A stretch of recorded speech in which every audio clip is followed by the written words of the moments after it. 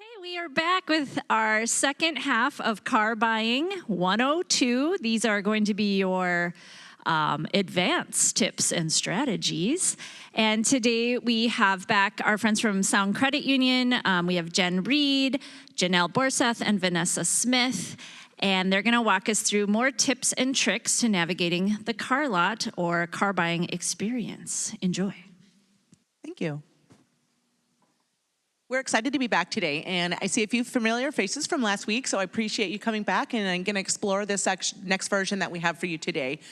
Like last week, we'd like you to be interactive, so if you have questions, you no need to wait till the end of class. We'd like to answer those as we go along. We will have time at the end of class as well. So welcome to Car Buying 102. We are excited to share more information with you, but first we're going to recap what we covered last week. So last week we talked about Car Buying 101, research, budgeting, collateral selection, negotiation, financing, and closing the deal. Does anybody have any questions about those topics or wasn't here like us to go over some of those? Great. So in this section here, there's one of the things that is so commonly missed for so many consumers is a first-time buyer program. So as a consumer, how do we get started with credit? You assume we need a credit score or we need a cosigner to actually get approved for a loan. That's not necessarily true. There are several financial institutions that have first-time buyer programs. Now they are a little bit limited because you don't have any credit or payment history, but the program is available for you to be able to purchase a car yourself and with your own means that you have. They do have a few requirements, and some of them are you do need to be employed, you do need to have a minimum income, and we do limit the amount of those loans, and your interest rate is not the worst interest rate in the world. We cap you at a general middle interest rate, so therefore you're not buying a car with the biggest rate out there. So that rate is with Sound Credit Union, but there are several financial institutions that do offer first-time buyer programs, and rates will differ. So as you're making that deal and that finance person is talking to you about how to pay for the car that you want to buy, do inquire about those first-time borrower programs. There are a lot of lenders out there that do that. A lot of that with the cap on the amount for the loan will require down payment. So when we talked about budgeting and how much you're going to take out of savings or cash down or trade-ins, those are some things to consider as well. Yep. One of the biggest tips I would say is to never just go straight to the dealership and not know what you're approved for, what you can afford, or what the finance options look like. So do visit your financial institution and get some great information from them before you go, and let alone a pre-approval. You can apply and walk to the dealership with your pre-approval, which gives you a lot of buying power and a lot of less stress because you're not going, am I going to sitting there, am I going to get approved or am I not going to get approved? You already know you're approved, you know what your rate is, and so forth. So please work with your financial institution on your program. There are also a lot of calculators available online, primarily with your financial institutions. So if you know what kind of rate and the amount of loan you're approved for, you can kind of see what your monthly payment will be. And remember, as we talked about last time, you're going to want to consider things like your insurance payment as well, because you'll be required to carry insurance on that vehicle if you're financing it.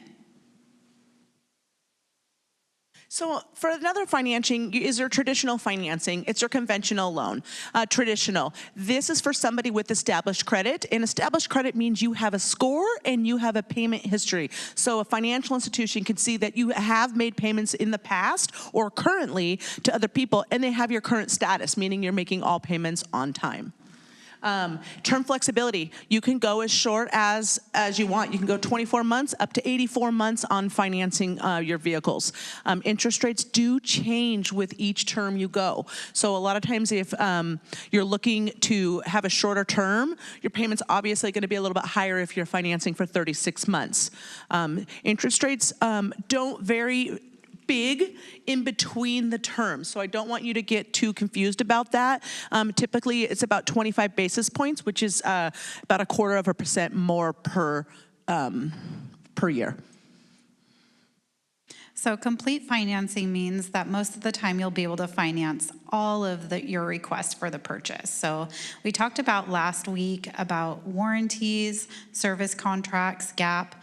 Some of those things or all of them can be rolled into your financing with conventional loans without a down payment requirement. Another financing option that you may hear about at the dealership is called a lease. Now, this would make you a lessee.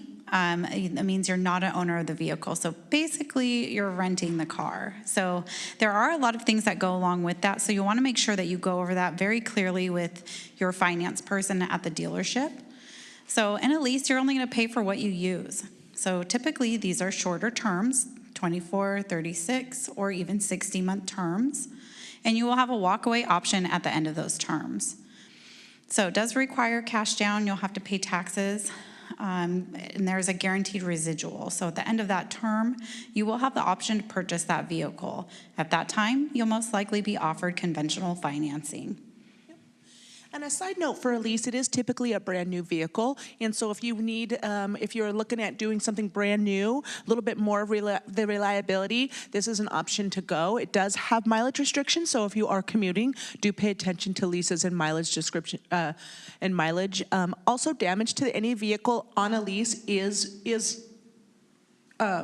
would be your responsibility. So leasing is not for everybody, but it is an available option. Traditional financing is where most general people finance. Yes. Do you insure a leased vehicle just like your old vehicle? Did you ask me if you can lease your own vehicle? No, but for like insurance, do insurance companies actually insure that vehicle as it's like you own it? How does that work? A lease, you are required to have insurance on it as well. The maintenance is provided by the actual car company itself. So if you leased a Kia, Kia would be responsible for all of your oil changes, any kind of maintenance that you have. Yes, Jen? But I think the point is that there's no difference in the insurance you put on the vehicle, whether you purchase it through a financing loan or if you are leasing the vehicle itself. So she's asking to clarify about the insurance requirements. So leased vehicles, would it require the same insurance coverages as a conventional loan? The answer to that is no. So the finance company will ask you to have additional coverages because, again, you're not owning that vehicle. So things like personal injury protection will be required. So you'll want to make sure that you do discuss that with your insurance company as well when you're getting that quote. I plan on leasing this vehicle. I'm not doing traditional financing. Please quote me at those rates. Yep. Yes, question. I've often heard that leasing is typically reserved for those with better credit. Is that true?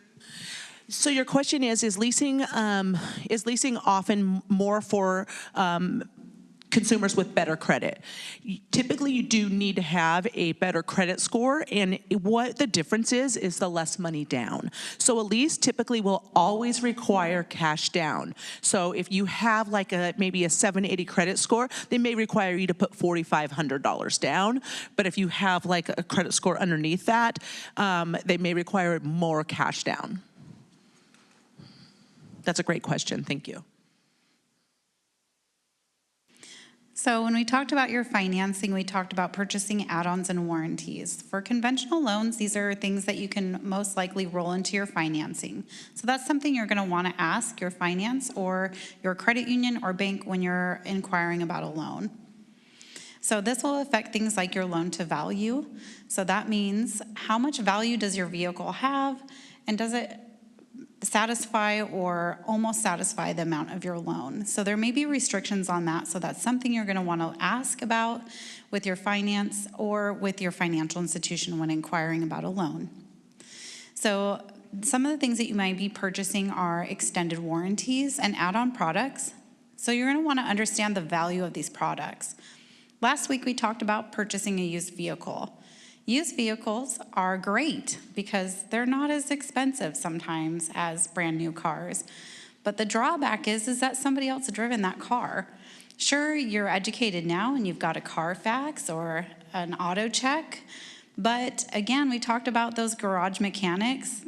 don't always show up on that report. So we don't know what kind of work has been done on that vehicle or wear and tear. So these are things that you're going to want to consider purchasing with your used vehicle, and sometimes even your new one. Depending on the research that you find, is it prone to certain mechanical failures? What are the costs for that? So as you're being offered these products, take a really good look at that. See what it actually covers, because it doesn't always cover every mechanical issue you'll run into. That's why it's so important to do your education beforehand. And you're going to want to make sure that you evaluate which ones are available. At the dealership, most of what they sell are used vehicles. So they're going to have a lot of different warranties to choose from. So know what you're looking for, know the type of vehicle that you're interested in purchasing. Ask questions. Does it cover this? I've heard that this vehicle could potentially have these issues. Are there waiting periods? Are there modifications to the vehicle that would cancel out coverages for what this warranty covers?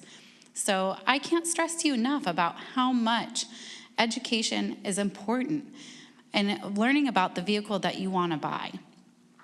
You'll want to also talk about GAP. So a GAP addendum. A GAP is something that will help protect your loan. So when we talked about loan to value, you have the value of your vehicle and then the amount of your loan. Well, sometimes there's a gap in between that, right? So if you were to experience a total loss, your insurance company is going to give you what they value the vehicle at. There's a big calculation with that. It's not just what you're going to see on J.D. Power or Kelley Blue Book. They're going to look at vehicles in the area, typical amounts that they would qualify for as far as value. And then they're going to give you an average. So that will be your settlement amount. Well, that settlement amount may not cover the total amount of your loan. Because you requested financing and signed into a contract, you're still required to satisfy that loan balance. So now you don't have the vehicle, but you still have a loan agreement. And that's where GAP can step in and greatly reduce or satisfy your deficiency balance. Absolutely. And you are your own advocate, so everything that you're doing is for you and your future of your vehicle. Negotiation is 100% in your wheelhouse. So if you know that a credit union may offer GAP at a lower price, but the dealer has a different product offering at a higher price, you don't have to just settle for that higher price. For the convenience, you can talk about negotiation. You could talk about comparing. Compare the two products. Make sure that the product that you're purchasing works for you, and then talk about buying power. So I want to make sure, just because they may be selling it for $1,000 and somebody else may be selling it for $750, you can talk about that and say, you know what, I think I actually might go pick it up over here because I can get it for less. Every time this is done, I have seen them negotiate it right down to that price that you're saying. So and you are your own advocate, and that's why we're here. We're trying to give you guys some buying power and information to make sure that your purchase and who you're helping purchase, if you're helping somebody else, is powerful and knowledgeable. So, and again, like we talked about last week, in this negotiation process, you also have options. So while you're there at the dealership and they're talking to you about the GAP that they offer and the warranties and the service contracts, talk to your financial institution. Did you go in and get your pre-approval? Did you ask your lender, do you offer GAP? Do you offer warranties? How can I be protected? And it's important to talk about those costs, and also that is negotiating power at the dealership. You know, at my credit union, I could get $1,400 for this warranty, but you're charging me $2,000. Can we make a deal? So that's why another important step of being like, well, this is what my financial institution covers with this warranty. I see it's not very different than yours. Or you may say, oh, they do have higher mileage ranges than my financial institution. So there you'll discover maybe a different value that you didn't expect to find before.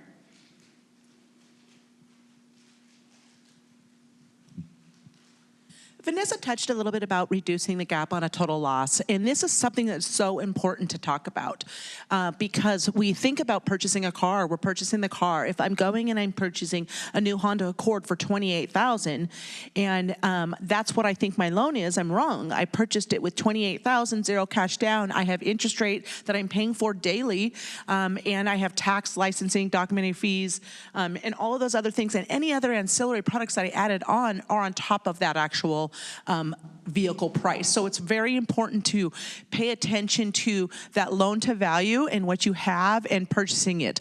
Because in the event of a total loss, and when we say total loss, it means that you were in an accident or somebody hit you. Now, we don't expect that to happen, but it happens, and it happens more than you know. Especially up here in the Pacific Northwest, we haven't this year experienced very much snow or icy weather, but when we do, the roads are flooded with accidents. And so you really want to pay attention to that, because the gap is something that is so important, and it sells itself. And I know that, I don't know anybody that does not purchase gap when they purchase a vehicle. And so it is super important. It's one of the most important products I think that you could purchase when purchasing a vehicle, because it does cover that difference in between what the insurance is going to pay and what you're going to have left over in the event of a total loss. Has anybody here been in a total loss accident? Great. I have too. It wasn't very great. And in my opinion, I don't really think it was totaled, but my insurance company said it was. So that meant they're going to brand my title, meaning that is a salvage title. And that's hard to get coverage. And then I have to get it repaired, and then I have to have it inspected, and it just really complicates a lot of things. And in today's world, a lot of insurance companies aren't looking to make a lot of repairs on your vehicle. They'll probably total it out. So I cannot stress enough, again, about the importance of covering yourself in these situations. I hope it never happens to you, and I hope that maybe you do purchase gap and it just doesn't happen. But if you don't, and then it does happen, and you have that residual balance that you now have a loan agreement for, it's going to be really rotten to have to make that payment when you don't even have the car to drive anymore. And because we know about a lot of these things with gap and how a total loss can actually be so detrimental to us at the time, a lot of the gap contracts actually come with additional products. And so that's why when Vanessa says, read what it is and read what the advantages are to it, because there's other things. So like I know with my credit union, we have an additional product tied into our gap that if you are in a total loss, it's called a gap advantage coverage. And what that means is we are sorry that you had to go through what you just went through. And because you just had to go through that, you're going to be in the market to go purchase another car because they've just taken your car from you. So we are going to give you $1,000 towards your new car purchase to say thank you for financing your second car with us, and we're sorry that you've gone through that. And so that's just one of the benefits that the gaps could offer you. And so it's important that it just doesn't cover the total loss, because you could put cash down on your vehicle and there may not be a gap, but just in the event that there is or isn't, there's additional benefits that gap could offer. So it's just a super important product, and we like to talk about it because one of the first things that somebody will say to you when you're in an accident is they say, "Do you have gap?" And you want to say yes. You want to be able to say yes. And if you don't, and you say no, they're going to be like, "Oh, you should have had gap." And because it's one of those things that if we are making payments, we're making payments for a reason. We don't want to put our savings to it. We don't want to have to come up with money to pay off that loan. We don't want to have to continue paying that normal car payment on a vehicle that we no longer are driving. And so it's very, very important product. And so we do stress a little bit about that product when purchasing new vehicles or a used vehicle. They go on anything. There's a term I want you to become familiar with, actually two of them. One of them is loan to value. So while you're doing your financing, you're buttoning up your contract, you're about to sign, ask them, what is my loan to value?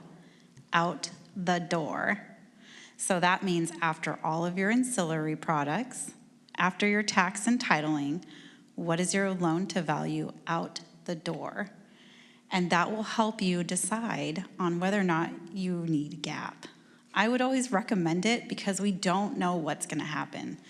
Does everybody remember COVID? So something funny happened during COVID. I know it was a very terrible time, but used car values skyrocketed. You know why? Because nobody could get new cars. Production stopped.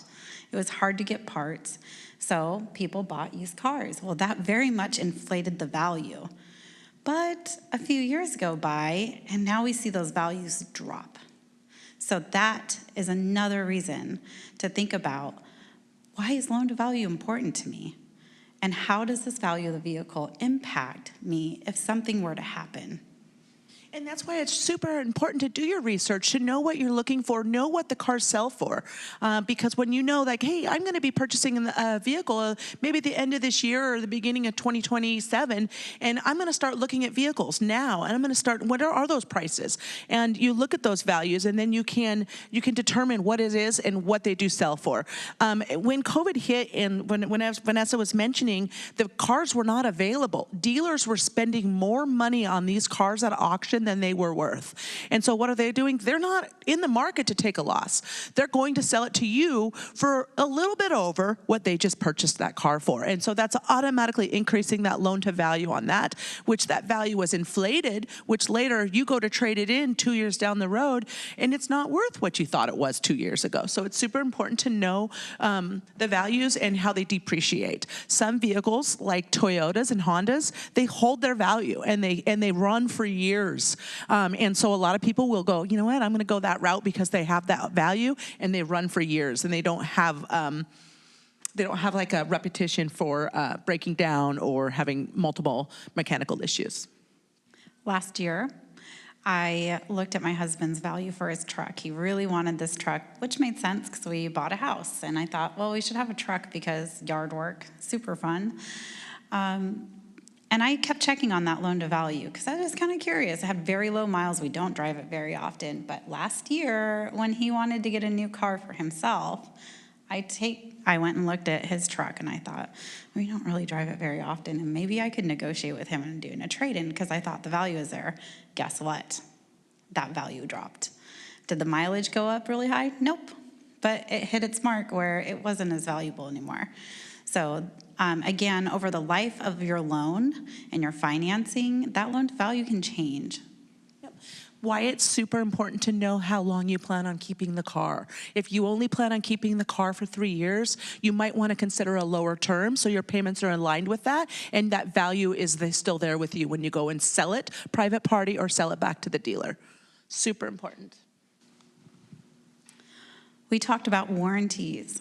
So service warranty is a little bit different than an extended warranty. So service warranty is going to be covering your required maintenance on the vehicle, like your oil changes, your manufacturer's required maintenance will help cover those costs. But your extended warranty is going to be your mechanical issues. So when we talked about that rolling into your financing and the different options, this will have different mileages for coverage and different terms, kind of like your loan. It'll say 36 months or 60,000 miles, whichever comes first is when your coverage ends.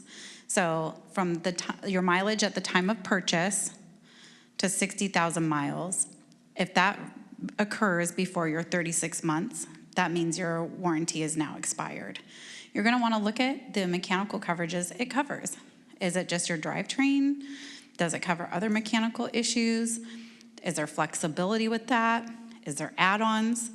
Because although we're looking at that financing of, I don't know, let's say $2,500 for your extended warranty, you can see here your AC compressor, $1,600. And I'm like, oh, that's at one time. Let's say that happens here in August and it's very hot, or you're going on a trip and your AC doesn't work anymore.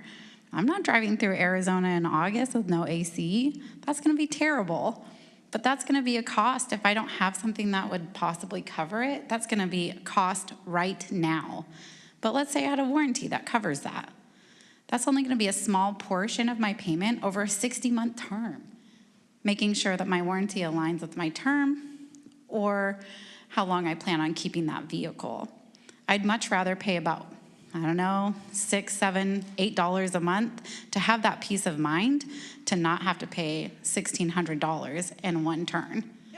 And let's say your AC didn't go out, right? And your AC is good, but your engine went out. That is the most scariest thing. Transmission and engine are your biggest components. An engine is gonna cost anywhere from $5,000 to $9,000 to $12,000, depending on what it is. And transmission, you're looking at an average from $3,000 to $5,000. Each price of a car maintenance differs with the actual car itself. So do pay attention to the the most common repairs needed in any vehicle that you're purchasing. Yes. Just FYI, a couple of weeks ago, we replaced a fuel pump on our vehicle. It was over $2,000, so still at twice that value. That's interesting. So she just replaced a fill pump, and it's over twice of this. And this is a national average. This film does come from a national average. But you're right. When I look at this, I do say, no way. There's no way a transmission is $3,000. It's going to be at least $6,000. And so these are just your common mishaps over nationwide. But no, you're very right. The common repairs, and this is just the repair. This isn't the labor that's attached to it. With a warranty or a service contract, that is included in those. So also what's covered in your warranty are like your parts, right? So there may be like shop fees, like fluids that you'll have to pay for or cleanup that is not covered by your warranty. And again, these parts are products, right, that are purchased from, I don't know, repair places or manufacturers. But if the price of your eggs are going up, so are the costs of your repairs for your vehicle and the parts for that. So that's something to think of as the economy fluctuates and we're looking at, oh man, it's very expensive now to go grocery shopping. It's also expensive to fix your vehicle. Absolutely. And repairs can be done wherever you feel comfortable taking your vehicle. So if you want to take it back to where you purchased it, it can be done there. If you want to take it to the actual manufacturer, it can be done there. If your uncle owns a home licensed repair shop, you can take it there. So that is something you can do, and it's up to you and where you want to take it. So do remember that. You're also going to want to look at added benefits. So we talked about how our GAP has an added benefit if you were to experience a total loss. Well, a lot of the warranties have like roadside assistance as well, trip interruption. So be looking at those additional benefits as well to see if those are additional values that are added to what you're purchasing. Yeah, you're right. Like towing. So let's say I take a trip to Seattle, my car breaks down, and I have an extended warranty, and now I'm like, oh shoot, I got to call a tow truck, or I got to call my dad he's going to bring his tow hauler and come pick me up. Not likely. So I'm going to call a tow truck. But I can get reimbursed typically with the added benefit of a service contract on getting it towed, and it's truly peace of mind knowing that it's like, okay, you know what? I've got this warranty. A lot of times they have apps on your phone, and you can go right there. You're not doing anything. You just like AAA, if anybody uses it, you could go in there, broke down, this is where I'm at, and they're going to start communicating with you immediately. Come pick it up and ask you where you want it towed to. I even had one with lockout service. So if you've ever locked your keys in your car, that's true. And one of the other added benefits is, say I am over 100 miles away from my home, there's also hotel accommodations reimbursement on those as well. So you could be going, oh, what am I doing? What do I do now? Where I'm at? I'm over 100 miles away. There are other options available. So a service contract is super valuable to have on a vehicle. Just kind of peace of mind, so you don't have to come up with those money right away and that stress of how am I going to do this? Or how am I going to get it fixed without the money? so reviewing your contract. As you're about to sign and you've got your warranty, you've got your GAP, and you've got your windshield protection because you drive on 410 like I do, and they have those trucks with the rocks flying off of them, it could ding your windshield. Did you know that most newer vehicles, their windshields are very, very expensive? It's because it has all those devices like a compass. It talks to your CPU in your car. I didn't know that until I had a rock repair, and he goes, "Oh, you're so lucky we didn't have to replace that. It would have been very expensive." Yep. And we talk about the most popular ancillary product that you can do and add on warranties and GAP. There are several that you can purchase from the dealer, so it's important to know what you are purchasing, what they're offering you. There are things like fraud prevention, not fraud prevention, like theft prevention, thank you, where like somebody steals your vehicle, they can track it down and know right where it's at, and then the insurance will go and pick it up. The police will go and pick it up and work with your insurance to return it back to you. So that's a super common one that's automatically odd. A lot of times there's brake assistance where your brakes, you hit the brake, and then no matter how many times you hit the brake, it's alarming everybody in the back of you that your brakes are going off and you're slowing down. There is paint and chip repair. So if your paint starts peeling or chips off, there's sealants provided. So these are just a few common things that you're going to get offered. It's important to know the value and what the value is worth to you. Do you need that? And again, I always have to ask myself, how long am I keeping this car? I'm a car keeper. I will keep my car for years. And so a lot of these things are important to me. And so I really pay attention to those things. If I'm somebody that only keeps it for 36 months, I'm not sure I really care about the peel. I don't really, we don't have to, living here in the Pacific Northwest, we're not directly under a lot of heat where that's important. But if I'm in Florida, that's super important. So we talked about these products that you're purchasing because you're a smart consumer, you've educated yourself, and you're like, I know I need these things. But those are products that you're purchasing. So keep in mind, there's taxes on that, sales tax. So that will be rolled into your financing. Fees, so like dealer fees, document fees, and add-ons. So you're going to be looking at this contract. Please review it line by line. Ask questions. What is this cost I see here? You'll see a different breakdown of your sales tax for your vehicle. You're going to see your warranty price. You're going to see sales tax for your add-on products. You're going to see a documentary fee. So ask about what things are negotiable. So you've already negotiated really well with your warranty, and you said, I could buy that at Sound Credit Union for $1,200, but I'll meet you in the middle. I'll pay $15 because you have these additional benefits or longer term coverages. Great. So you want to make sure that you're looking at what is negotiable. You set a documentary fee. Am I finalizing here? Am I taking this back to the credit union? Can we negotiate these document fees since my financial institution will be taking care of a lot of these? And then look at your Federal Truth in Lending disclosure box on the top of your contract. That's where your meat and potatoes are. You're going to be looking at how much the vehicle purchase is, the total finance amount, your term, your rate, and your payment. So these are the things that you can expect, just a high-level overview of what it costs. You're also going to see a finance charge on there. That doesn't mean that number is added onto your loan, but it is the view of if you made your minimum payment for the life of your loan as it is outlined.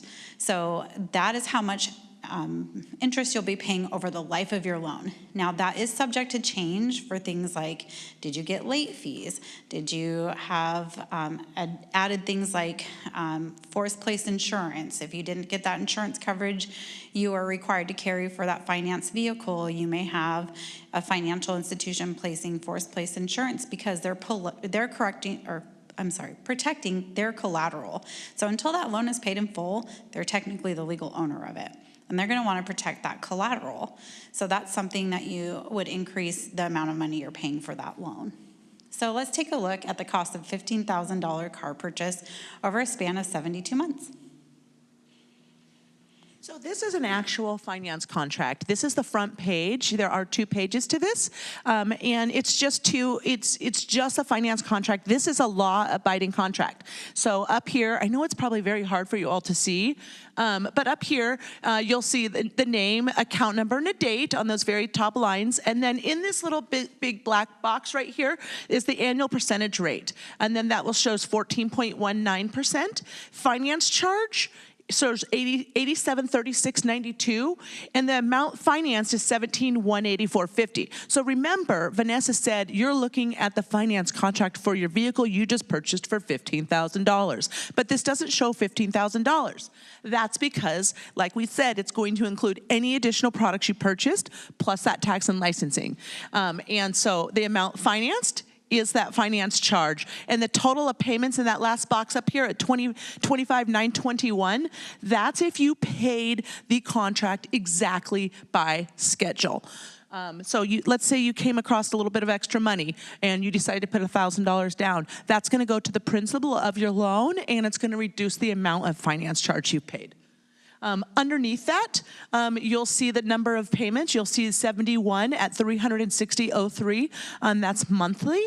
And then that final payment of $359.29 would be your last payment ending on 6/2030 when this is dated in 2024.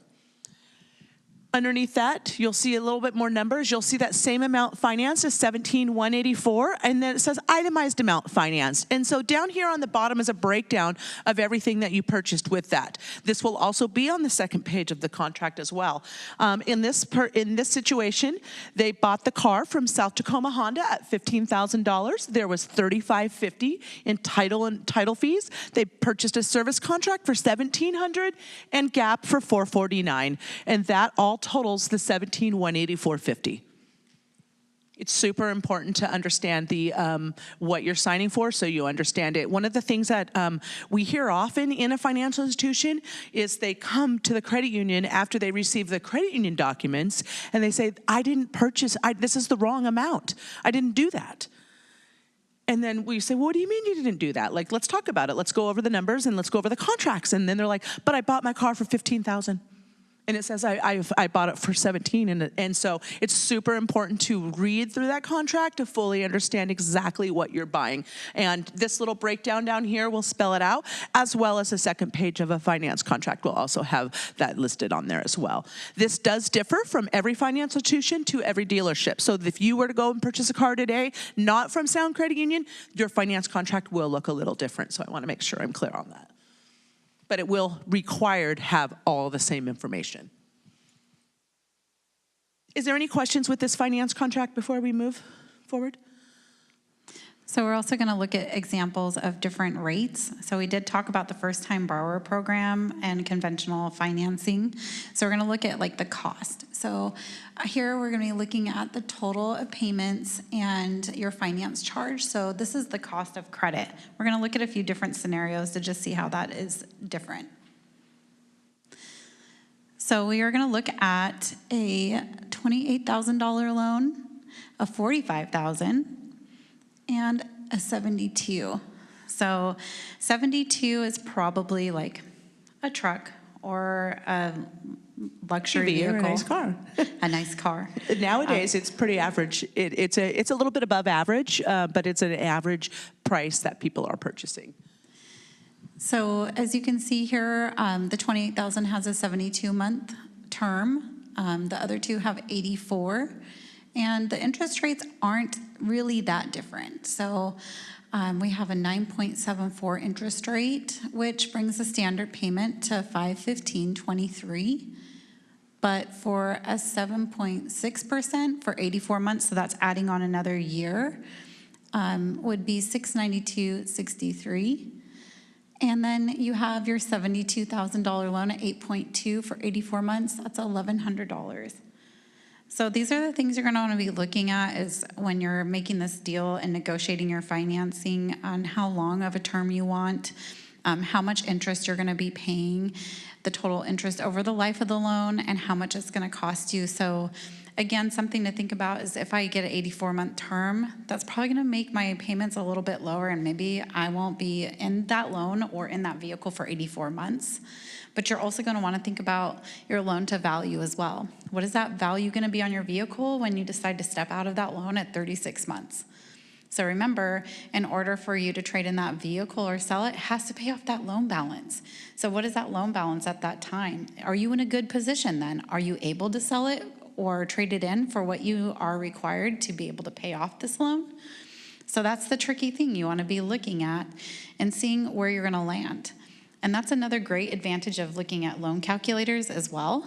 So you can get an idea of, yeah, I'm going to take the 84-month term, but I expect about 36 months, and I know I'm going to make my payments on time. Where does that land me? What trade-in value would I be able to negotiate? Absolutely. And remember, you're your own advocate, so you need to make sure that the payment is what you can afford because you are responsible for that payment and that term. So if you finance that I'll go for the $45,000 for 84 months, you're responsible to pay the $692 for that full 72 months. Now, does that mean you can't refinance it during the middle of that 72 months? No, you can absolutely refinance it. So let's say, and these interest rates are kind of in the middle. They're kind of your national average. Interest rates aren't that high for everybody. We have interest rates as low as 4%. 4% right now. And it just all depends on if you're putting money down, where your credit score is, and that term of the loan. But for the sake of showing you what an average contract looks like, we use some middle of the range rates. So it's super important to make sure that you can afford that payment. And if you knew, and maybe you're thinking that's a little high interest rate. Make a payment, make 12 months on that. Make 12 months payments, you're a newer borrower, you don't have the higher credit score, and then come back to your financial institution and talk about a refinance. Does it cost you to refinance? Absolutely not.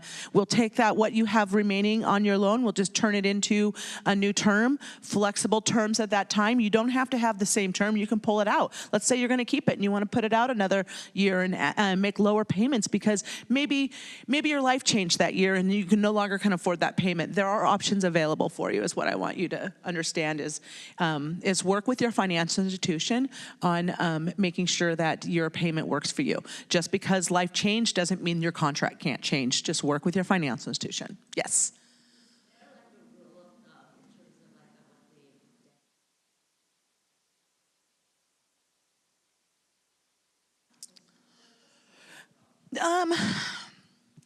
The payment to interest ratio is something that dealers use. Financial institutions don't necessarily kind of touch on that, but that's because we're really looking out for your best interest, so we don't need to. So if you come to me and you make, let's say you make $2,800 a month, but you want to purchase the $72,000, $50,000 car, I might say, you know what, this payment doesn't actually work with you, and it's going to affect your DTI, and the approval might not possibly be there because it's too much car for what you make. And so financial institutions are going to look out for your best interest because they're carrying that contract, which works out for the credit union's best interest. So at a dealership, they're not holding that contract. They're selling that contract off to a financial institution, so they're going to put you into what you're telling them that you could afford. So that's why I strongly say you're your own advocate and make sure that you can afford what you're purchasing at that time, because once you sign that dotted line, it is not a high pressure sale in the state of Washington, and it's a legal binding contract. There are no takebacks. I know last week we did mention that some dealerships do offer a 3 or a 5 day look period. Read the small print, because that doesn't mean you can have it for 3 or 5 days and then say, you know what, it actually doesn't work for me, I want to return it. You can return it all you want, but you still have to purchase another vehicle from them. Yes? What if I purchased the auto loan at like 15% interest? Maybe my credit wasn't so good at that time, and a couple years have gone by, and the loan was for 72 months. Should I stick with that 15% interest if my credit score's gotten better? Absolutely not. I would highly suggest you, if you did get a 15% interest rate, you've made payments on it for 12, 24 months, they're great payment history, and now you've seen your credit. Your credit score is available through so many channels. It's available on apps for free. It's available from your financial institutions. It's available from credit cards on your statements. So your credit score is readily and usually available for you to see all the time. Does it differ from person to person? Absolutely. Or not person to person, but company to company, it does, because they're different formulas. But it doesn't mean that what you see is your credit score. It could be higher or lower depending on who's pulling that score. But yeah, I would highly recommend that you do look at saying, you know what, I'm going to make great payments on this. I'm going to show the credit union or my bank that I'm working with that I can be trusted and I can make these payments, and then go back and refinance it. And you could even keep the same term, but just lower the rate. And then in the reward is a lower monthly payment and lower total interest paid. So we do go over that a lot if you come in and see us, but we also have links on our website as well to educate yourself on that and understanding your credit score. We also work with UW Tacoma as well, so if that class comes up, please come see us again. We'd love to explore that in more depth with you. But that is something you definitely want to be looking at. The credit bureaus, there's 3 different credit bureaus. Those numbers will be changing as far as your credit score, and there's different models within those bureaus. So it is a little bit of a tricky game, but you can kind of estimate about, and as you're monitoring your credit, you can see those payments and that score improving as long as you've made your timely payments, haven't had any derogatories. But this is a really great way to establish that credit as an auto loan, because these are typically lower rates for loans because they're secured by collateral. So this is probably your first major purchase, your first loan, and those are all really exciting things, but it's also very important to be educated and monitor as you go, because you shouldn't just purchase your vehicle. I got into a 72-month term and I'm never going to look at it again. Look at that in a year and 2 years and kind of see, how's your score changed? Has it improved? Has your financial situation changed? Would it be good for you to refinance? And remember, you don't always have to go with the same finance company. There is a lot of competitive pricing. Just like there's a lot of competitive pricing with your vehicles, there's also competitive pricing with your financing. With competitive financing comes creative financing. And I know this is a little bit more about auto buying, but when you work with your financial institution on your credit needs and what you're working for, we're the professionals, and we can actually work with you to help you get to where you need to be. And what I mean by creative financing is, let's say you purchased this vehicle today, and then you come back to me in one year from now, and you say, you know, I'm looking at refinancing this. I'm great. Let's do this. And then we pull your credit. We review your credit application, and then we go over the terms, and we go, oh, okay, so I see that you have a few other credit cards here. You have some balances on these credit cards, or you have a personal loan. And then I may do some creative financing and say, you have some value in your vehicle. Would you like to pay these off with using cash out on your collateral and getting you into a better financial position, and quite honestly, lower your monthly debt, that your lower your monthly outgoing payments by rolling in your unsecured debt into your collateral loan and reducing your interest rate all at the same time. And I do this over and over and over, and I advocate for this because it really puts you in the better seat. As soon as you pay off those other credit cards, you have loans that are paid off and move to the closed field, and your credit score then instantly rises just by doing so. So let's look at some scenarios that may be a little bit more realistic for a first-time borrower. So we're looking at smaller loan values here. So here's just a comparison on the rates that you might see. Sometimes as you're going through the dealership, they might offer you all different financing, not just from a credit union, not just from a bank, for sometimes high-risk lenders. So making sure that you're asking about a first-time borrower program or different financing options is really important, because there are lenders out there that do have really high interest rates that are looking for these types of loans because they make money off of them. And that's not necessarily a bad thing, because sometimes there is a cost for credit, establishing or coming back from a bad scenario. But again, as we talked about, refinancing may be an option for you, but asking about your different financing options. Just because you're a new borrower, or maybe you've had some credit mistakes in the past, doesn't necessarily lock you in for having to have a very high rate for something for a long time. So it's just establishing that payment history and the ability to repay. And if you're like me, then I like to stay about 15, 17. That's what I purchased my new vehicle for. But everybody's a little bit different. Sometimes people like the little bit nicer cars or newer cars. Me, I'm just going to drive that thing till the wheels fall off, but I'll have a warranty for it too. So contract signing. Again, when we talked about your contract, all the costs that go along with it, before signing, read it thoroughly, ask questions. So you're there with your financial institution, or if you're in a dealership finance office, always ask about it. Ask the manager questions. Ask what warranties. Again, is this a warranty we covered? Just to double check, this is the folder I have, this is the one I'm getting, and we're good. Again, this gap covers 150% loan to value. Is that correct? Oh, okay, because my financial institution offers one for 130%, and I'm trading in a vehicle, or I didn't have that much cash down. So I just want to make sure I'm covered. There's nothing wrong with you asking questions. This is a legally binding contract that you're going into, and as soon as your signature hits that paper, you're bound by that. So please take your time, ask those questions, empower yourself to make a good financial decisions.